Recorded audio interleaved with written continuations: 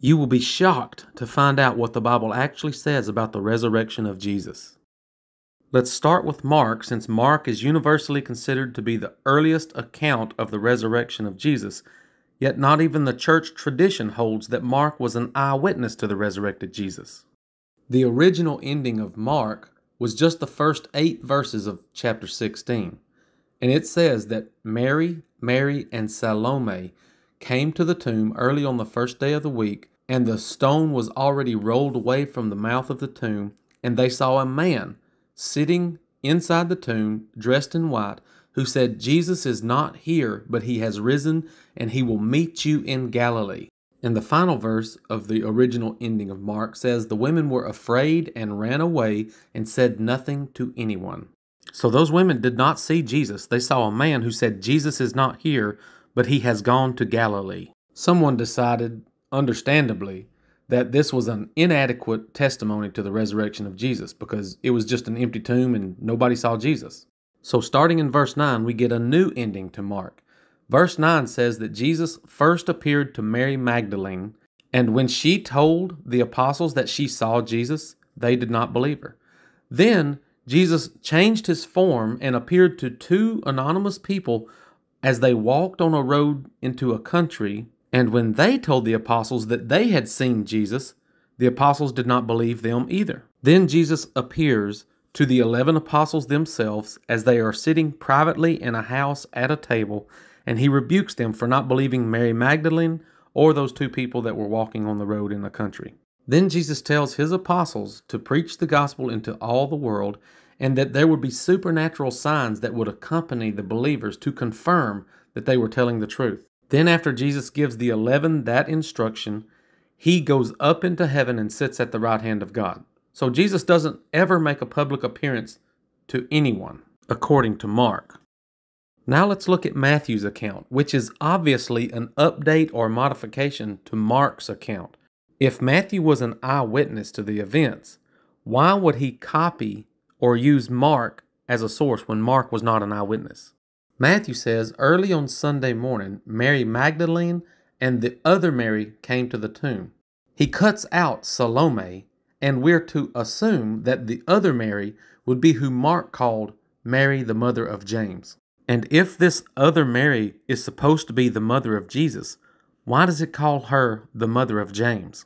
Instead of a man sitting inside the tomb dressed in white, Matthew says there was a great earthquake as an angel descended from heaven, rolled away the stone from the tomb, and sat on the stone, and told the 2 Marys, "Jesus is not here, but has risen and gone before you to Galilee." Matthew indicates that some Jewish guards saw the angel and went and told the Jewish chief priest what had happened. The chief priest gave those soldiers some money and told them that if Pontius Pilate had any problems, they would take care of him. Mark said that Jesus appeared first to Mary Magdalene, but Mark never gave the account of Mary Magdalene seeing Jesus. So Matthew fills in the gap. Matthew says that as Mary Magdalene and the other Mary were leaving the tomb to go tell the disciples that Jesus was resurrected, that Jesus appeared to them just to tell them not to be afraid, but to rejoice and to tell his brothers that he would meet them in Galilee. Then Matthew says that the 11 disciples or apostles went to a mountain in Galilee, and this is where they saw Jesus, but some of them doubted. Jesus told them that all authority had been given to him on heaven and earth, and that they should make disciples of all nations, baptizing them in the name of the Father and the Son and the Holy Spirit, and he said he would be with them until the end of the age. Matthew doesn't say that Jesus ascended into heaven, but it also doesn't say he appeared to anybody other than the 2 Marys and the 11 disciples. I think there are 4 main updates that Matthew is giving to Mark. One is that he was saying that that man that was at the tomb was not just a man, but was an angel. 2, he was creating a Jewish narrative that would explain how the disciples stole away the body in the middle of the night. 3, he had to explain where Jesus saw Mary Magdalene, so he said that Jesus appeared to Mary Magdalene after she left the tomb but before she saw the disciples. 4, Matthew is saying that Jesus actually appeared to the disciples in Galilee because Jesus said he was going to see them in Galilee. Luke tells a significantly different and contradictory story, And like Mark, Luke is not even considered by the church to be an eyewitness to these events. So when you have conflicting stories told by anonymous people that were not even eyewitnesses, the credibility of their testimony is completely shattered. And we're talking about the resurrection of Jesus, which is the very basis for Christianity. Luke says there were 3 women who came to the tomb early on the first day of the week, and their names were Mary Magdalene, Joanna, and Mary, the mother of James. So Luke cuts out Salome and replaces her with Joanna. Luke says there were 2 men in dazzling clothing standing beside the women near the tomb. Not one man in the tomb or an angel sitting on the stone, like Matthew and Mark said. The 2 men say to the women, "Why are you looking for the living among the dead? Don't you remember what Jesus told you when he was in Galilee, that he would suffer and die and be resurrected the 3rd day?" So Luke takes out this claim that Jesus was going to meet them in Galilee, and he just says, "Don't you remember what Jesus said when he was in Galilee?" The women go and tell the 11 apostles that Jesus was not in the tomb, and they did not believe it. And it says Peter ran to the tomb, looked in the tomb, saw the strips of linen, and wondered what had happened. So according to Luke, no one has seen Jesus yet. Luke elaborates on these 2 guys that were traveling on the road to a country. He even says it was to Emmaus, which was a town that was 60 stadia away from Jerusalem. He says one of them was named Cleopas, and you can deduce that the other one was named Simon. Not sure if it was Simon Peter, though. So Jesus comes alongside these guys as they are walking and has a long conversation with them, but they do not know that it is Jesus. These 2 men even mock Jesus and say, "How could you not know the significance of the things that have just happened about the death and burial of Jesus?" But I'm wondering how they couldn't recognize Jesus standing right in front of their face, but they were his disciples. When they arrived at Emmaus, they compelled Jesus to come and eat with them, and so he did. When Jesus broke the bread, they recognized that it was Jesus, and then Jesus vanished from their sight. The 2 men immediately went back to Jerusalem, where they found the 11 apostles and told them that the Lord was risen indeed and that he had appeared to Simon. So this Simon has to be Cleopas's travel companion, because Simon Peter was in Jerusalem. And the only people who had seen Jesus up until this point were Cleopas and Simon. While the 2 men were explaining to the 11 apostles what they had seen, Jesus appeared in their midst, and they were terrified and thought they had seen a spirit. Jesus asks them, "Why are you troubled? Do you not see that I have flesh and bones? A spirit does not have flesh and bones like I have." He says, "Touch me." And he showed him his hands and his feet, and then he said he was hungry and he wanted to eat. So Luke is making the case that Jesus was resurrected in the exact same body that he had on the cross, still had holes in his hands and feet. Notice he doesn't mention holes in his side at all. But for some reason, Cleopas and Simon did not recognize Jesus. Jesus explains to his apostles that this is the way things were supposed to work out, and that they should wait in Jerusalem until they are clothed with power from on high. So he never goes to Galilee like he did in Matthew, or like he said he was going to do in Mark. He was in Jerusalem, and he told them to stay in Jerusalem. And then Jesus led them out to Bethany, just outside Jerusalem, and this is where he was carried up into heaven. So according to Luke, the only people who saw the resurrected Jesus was Cleopas and Simon and the 11 apostles. That's it. And that his closest disciples either did not recognize him or they thought they had seen a ghost. Now let's see what John says in John 20 and 21. John only mentions Mary Magdalene by name as the woman who came to the tomb while it was still dark.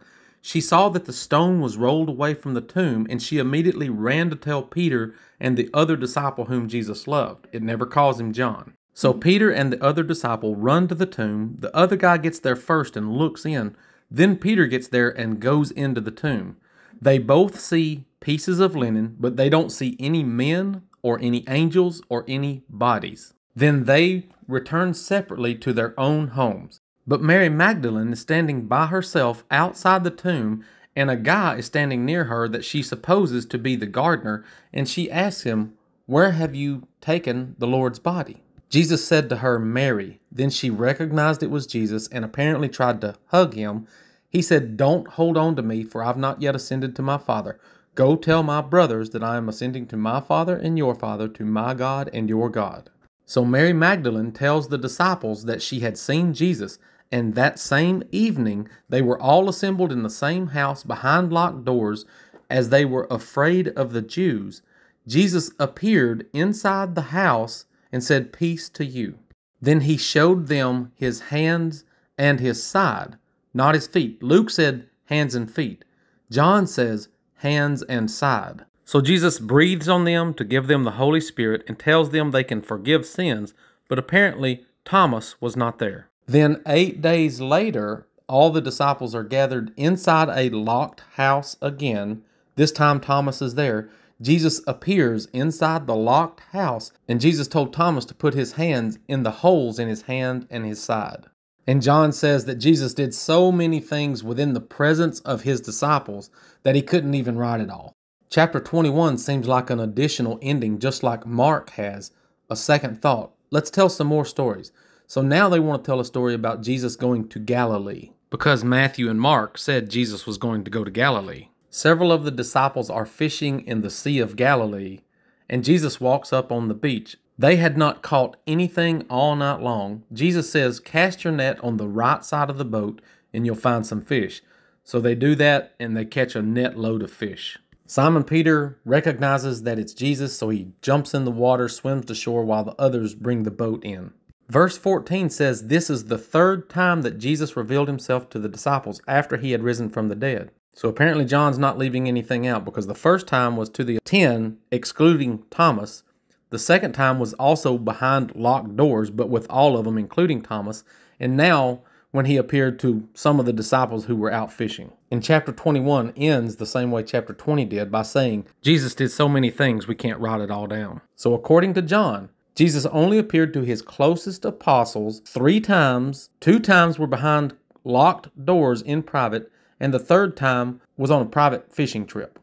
Our final biblical testimony to the resurrection of Jesus comes from Paul in 1 Corinthians 15.